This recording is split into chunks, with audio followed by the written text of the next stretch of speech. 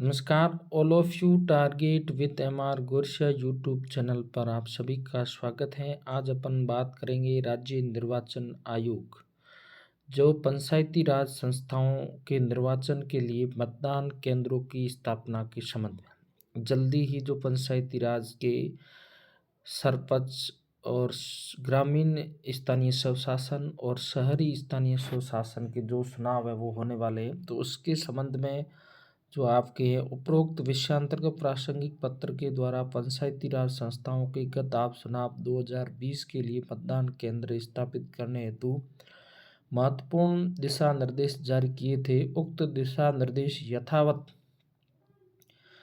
यथाशक्य परिवर्तनों के साथ पंचायती राज संस्थाओं की आगामी आम चुनाव के लिए स्थापित किए जाने वाले मतदान केंद्र की स्थापना हेतु पर भी लागू होंगे। पंचायती राज संस्थाओं के निर्वाचन के लिए मतदान केंद्रों की स्थापना के संबंध में राजस्थान पंचायती राज निर्वाचन नियम 1994 के नियम 30 में प्रावधान ये वर्णित किया गया है। इसके अनुसार आपके पंचायती राज के जो मतदान केंद्र स्थापित होंगे, इसके संबंध में कई सारे पत्रांक है। पहले पंचायती राज संस्थाओं में जो आपके 2019 के अंदर जो पत्रांक आया उसके में जिसमें मतदाता सूची के निर्वाचकों को या एक से अधिक वार्ड के निर्वाचकों को बूथ के विशेष में अपने अपने मत डालने के लिए अनुज्ञात किया जाएगा। तो इस प्रकार है जो मतदान केंद्रों की स्थापना की जाएगी और जल्दी ही जो आपके मतदान जो आपके पंचायती राज और ग्रामीण शहरी स्थानीय स्वशासन ग्रामीण व शहरी स्थानीय स्वशासन के लिए जो चुनाव होने वाले बूथ स्थापित। अब इसके अंदर जो आपके प्रावधान है वो अनुच्छेद 243 में शक्तियों का प्रदत्त करते हुए कौन कौन सी किस प्रकार से मतदान जो आपके स्थापित होंगे उसके संबंध में तो आपके इस यहाँ दिया गया मतदान केंद्र बूथ पंचायत मुख्यालय पर स्थापित किए जाएं ताकि रिटर्निंग अधिकारी मतदान का प्रभावी रूप से अधीक्षण कर सके। मत पेटियों इलेक्ट्रॉनिक्स वोटिंग मशीन को एक स्थान से दूसरे स्थान पर ले जाने की आवश्यकता नहीं रहे। यदि किसी मतदान केंद्र के संबंध में पिछले आम चुनाव उपचुनाव में कोई शिकायत प्राप्त हुई हो या निर्वाचन अधिकारी के ध्यान में कोई कमी आई हो तो अब मतदान केंद्र में चयन करते समय उसे ध्यान में रखा जाए।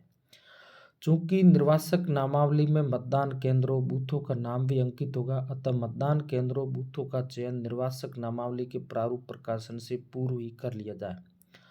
निर्वाचक नामावली ग्राम पंचायत के वार्डवार तैयार की जाएगी। सामान्यतः एक मतदान बूथ में 1100 से अधिक मतदाता नहीं होने चाहिए, ऐसा प्रावधान है।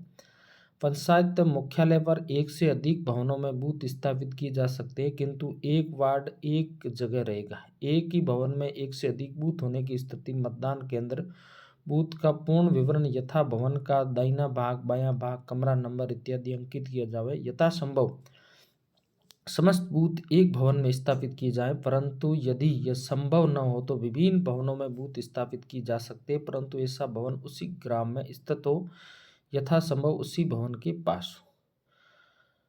एक से अधिक बूथ स्थापित करने पर वार्डों की सघनता से खंडित न हो। प्रत्येक वार्ड अपने आप में एक निर्वाचन क्षेत्र होता है, अतः संपूर्ण वार्ड एक ही बूथ पर रहेगा, अलग अलग बूथों में विभाजित नहीं होगा। तो इस प्रकार है जो मतदान के लिए आपको यहाँ दिया गया संपूर्ण जो आगे की जानकारी जो आपको दी गई है वो आगे अपन है किस प्रकार से बूथ स्थापित होंगे, क्या क्या करना पड़ेगा, वो सभी जो आपके यहाँ संपूर्ण रूप से तो जल्दी ही इस संबंध में आपके मतदान है वो होने वाले हैं। ये प्रपत्र दिया गया है किस प्रकार से सूचना उसको तैयार करना उसके संबंध में।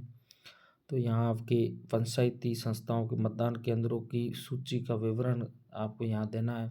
मतदान केंद्र का विवरण इस प्रकार से जो आपके जल्दी ही इस संबंध में आपकी इलेक्शन वाक जो आपकी जो मोड में है अब नोटिस किस प्रकार से प्रकाशित करना है उसके संबंध में दिया गया है।